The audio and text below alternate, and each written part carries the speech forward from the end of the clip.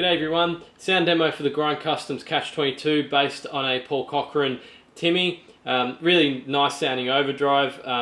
In my opinion, I really like it. It's probably up there with maybe my top 3, as I mentioned in the last video. I'll do a sweep of the tone control. It's one of the things that I really like about this pedal. It's quite interactive, and there's a clipping option in the middle as well. The clipping option adds an extra silicon diode to the clipping stage. Obviously, you can.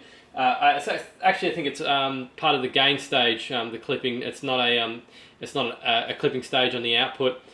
So you'll hear well, you probably should hear a bit of a volume drop when you flick it over, because it goes from 2 silicon diodes to 1. So let's hear it.